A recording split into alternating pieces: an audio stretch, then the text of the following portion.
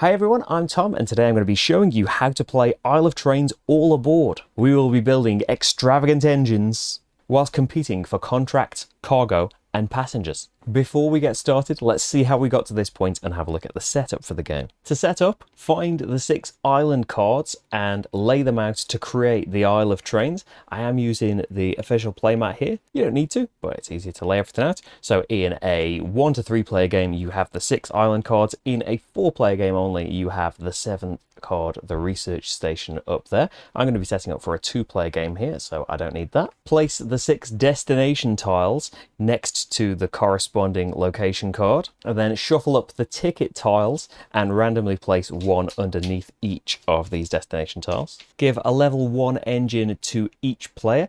Might need more space than this depending on how big your trains get. Probably a bit big. Put the remaining level 1 cards with the rest of the train cards and shuffle them all up to make the deck. Each player needs 5 cards and then draw 3 to create a display next to the deck. Put all of the passenger tokens into the bag, and depending on the version of the game you've got, the passengers might be cardboard tokens and they might be meeples. Here I've got meeples. Pop them all in the bag and give 2 passengers to each player. They go in a supply beside your engine, and put the victory point tokens somewhere in easy reach of all of the players. Again, these might be metal tokens, they might be cardboard tokens. And grab the progress track, put it in a way that the numbers are all going in one direction from 1 to 6, and the progress train, choo choo. This is going to determine when the end of the game happens. And there we go, we are all set up and ready to start playing. So the objective of the game, you need to collect victory points by building the best train. There are victory points on all of the train cards. By loading cargo and passengers and delivering them to various locations. The conductor with the most points at the end of the game will be named the winner and declared the greatest operator of all time. On your turn, you take 2 actions. They can be the same actions, they can be different ones, it's up to you. You can take, build, load, or deliver. If you can't do an action, you're not allowed to take that action. Like if you can't afford to build a card from your hand, you can't choose that as an option. Let's have a look at how each one of those works. Take is simple. You choose a passenger or a card. To take a passenger, randomly draw it from the bag and put it in your supply next to your engine. And to take a card, you can either choose from one of the 3 face-up cards. If you do take a face-up card, you replenish the display at the end of your turn. Or you can take from the top of the deck.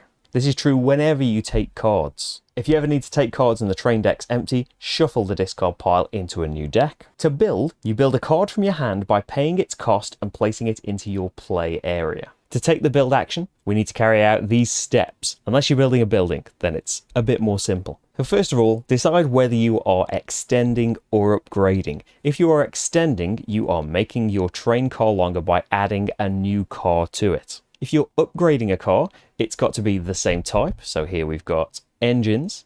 There are level 1, 2, and 3. You can upgrade straight from a level 1 to a 3. So you have to already have the lower level 1 built to be able to upgrade it. So let's say I'm extending with this level 1 hopper. Next, you need to check your engine capacity. All your engines have a certain amount of weight that they can carry. Level 1 engines can carry 4 weight. I've just added this level 1 hopper. It weighs 1. That's fine because I've got a 4 capacity. Later on though, if I already had a train like this and I wanted to build this caboose, I've already got 3 weight. This would add 2 and I would be over my weight limit. You do have an option though. You can discard 1 non-engine train car from your train to reduce your total weight before you build something. But of course, then you've lost a lovely train car you might need and get points for later. Step 3 is check the cost of the build action. If you're building a building card with these purple titles, then this is the only step you need to worry about. Pay the cost that's on it. You don't have to drag the buildings along with you. So I'm building this level 1 hopper. It has a cost of 1. That cost is paid with cards from my hand. So I need to select one of these cards, maybe a really expensive card I'm not going to get to just yet, and I need to put that in the discard pile. That's me paying the 1 cost, and just like that I've got a level 1 hopper. If you can't afford to fund the train card, you cannot take the build action. Now instead, if I happen to be upgrading, say I wanted this level 2 engine instead of my level 1, I actually pay the difference between the 2 costs. So it costs 3 for a level 2 engine, 1 for a level 1 engine. There is 2 difference. my original car goes into the discard pile, and I need to pay 2 cards to be allowed to build that level 2 engine. But there we go, now I've got it. Step 4 is take passengers. If the car you just built has a passenger or 2 passenger icons in the corner of it, then draw that many passengers from the back and put them in your supply next to your engine. Now, some notes on building. You can only ever have 1 engine car. You can have multiple caboose cars though, that's fine. You can have duplicates of the exact same train car. And you can only ever have 1 building. A previously built building can be replaced by building a new one, but you've still got to pay the full cost of the new one. So that's building. How about loading our cars with lovely things? Here's my trusty hopper. With the load action, you can load a card or a passenger. Our train cars tell us what can be loaded onto them. So I could, for an action, load a passenger onto my car. Your cards, as well as being the currency you need to pay with, train cars that you can build, are also cargo. There is a reminder of which cargo is on the card just underneath the cost as a quick glance reference. So I have a coal that I could load into my hopper. That's all well and good. You can load things onto your own train. If you load things onto an opponent's train, then you get the benefit on the card. So you want to build train cars that allow you to carry the cargo to deliver to the destinations, while at the same time building cars that are very attractive for other players to use. So they will load your train. You've got to beware, they could be getting lovely things out of it. So I could have built that level 1 hopper. Marty could have spotted it on his turn. He's got a coal. He could take a load action, load my train with the coal. I've now got that. I can deliver it somewhere. But he gets the bonus, which in this case is take 3 cards and then discard 1 card. There has to be space. So this level 1 hopper can only carry 1 coal. Now it's full. There's no more loading in that carriage. Some cards show all of the types of cargo. They can be loaded onto any cargo carriage, but once they're on there, they count as the cargo that's needed. So if it was loaded onto this hopper, this would now be coal. If you want to load passengers, they just go onto the carriage. You don't tuck them underneath. Remember, loading onto your own cars does not get you the benefits on that card. You gain the benefits from left to right, so you do them in order. Some of the benefits can give you extra actions. This boxcar here can give you an extra load action.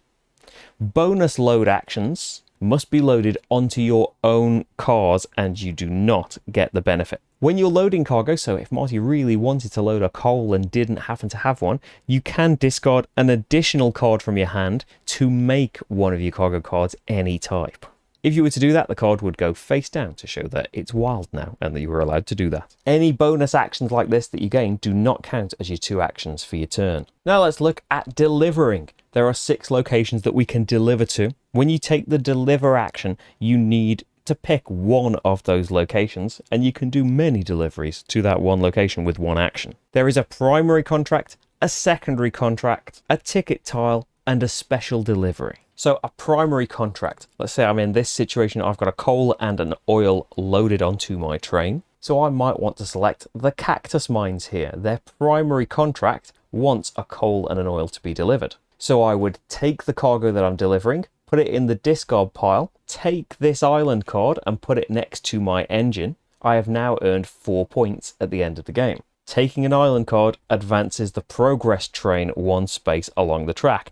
Depending on your player count, this is going to trigger the end of the game. There are little icons next to the numbers. In a 2-player game, the game is going to end when the train reaches the 4. In a 3-player game, the game is going to end when the train reaches the 5. And in a 4-player game, the train needs to reach the 6. If you have an island card beside your engine, you are not allowed to do a primary contract until it's gone. You will move the card by delivering its secondary contracts. Once you've done one of its secondary contracts, then you could take a new island card by doing a primary contract. Speaking of secondary contracts, here they are. Each island card has 2 options of more things that that island would like to be delivered to it. So I could deliver a further 2 coal and 2 oil to the cactus mines, and I would get an extra 7 points. If I was to do that, I would discard the cargo as usual. If for some reason I happen to have 3 of each on my train at once, I could do them in one great big go. So let's say I'd done that secondary contract. I would now tuck this under my engine, with the side facing up showing the secondary contract that I did. The points have already been added up for you. So the 4 points originally, the 7 points from the secondary contract show the 11 points I'm now going to get at the end of the game. You can deliver a passenger to a ticket tile. So let's say I had a purple passenger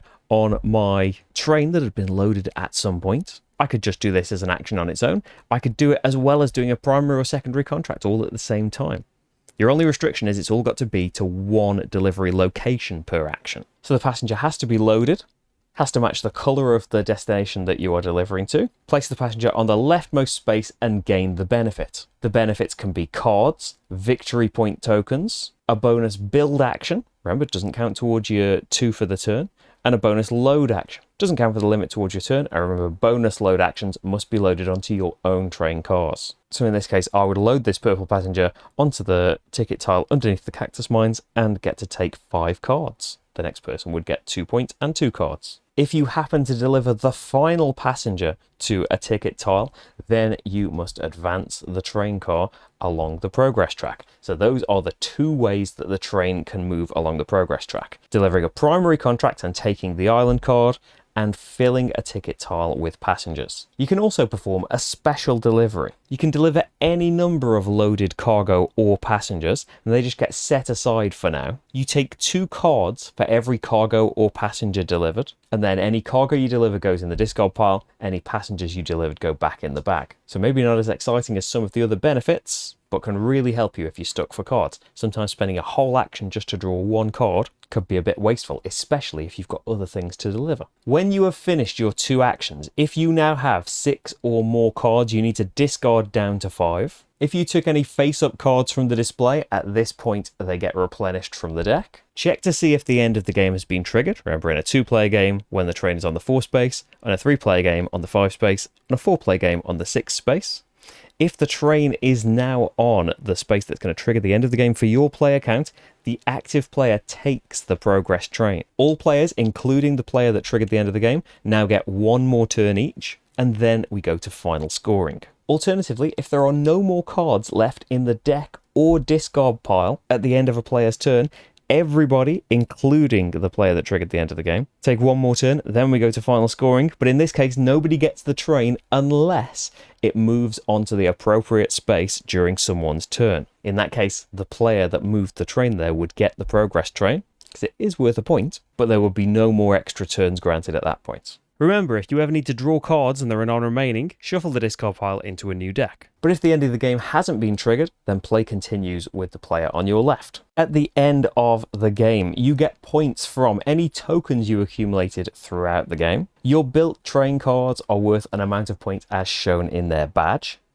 Any contracts you have fulfilled are worth the points in their badges. If you have delivered their secondary contract, then it's going to be whatever is tucked under your train. If you only did the primary contract, it's going to be on the left-hand side of the island card next to your engine. If you happen to have passengers or cargo still loaded on your train, they are worth a point each. If a player holds the progress train, they get a point. And any building cards you have are worth the points stated. There's a full list of these in the rulebook, as there is a list for every card and how it works. For example, the town hall here gives you 2 points for every card on your train that has the passenger symbol in the corner. So here I have 1, 2, I would get 2, 4 points for those cards. Total up your scores, the player with the most points is the winner. In case of a tie, the player with the longest train is the winner. If you're still tied, the player who got the most points from their engine and train cars is the winner. And if you're still tied, share the victory. There is also a solo mode that you can play with. The rules are largely the same. You don't need the progress track for the solo game.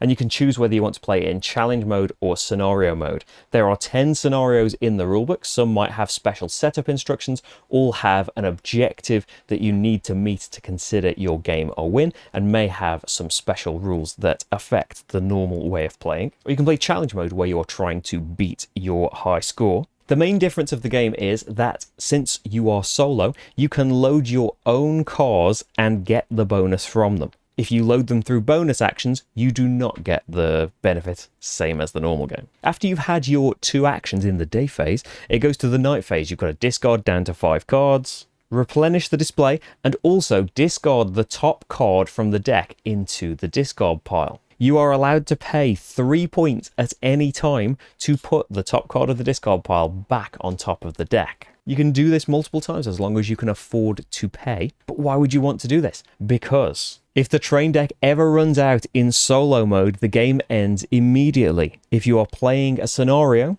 If you haven't met your objective at this point, you lose. Your win condition will depend on the scenario you're playing. Some you'll win as soon as you complete an objective, and some you'll only know if you've completed that objective at the end of the game. Or if you were playing challenge mode, then you can count up your score and then refer to this table to see what rank you get. So there we go. That's how to play Isle of Trains All Aboard. I hope that was helpful in teaching you the game. If you have any questions, just let me know in the comments and I'll do my best to get them answered for you.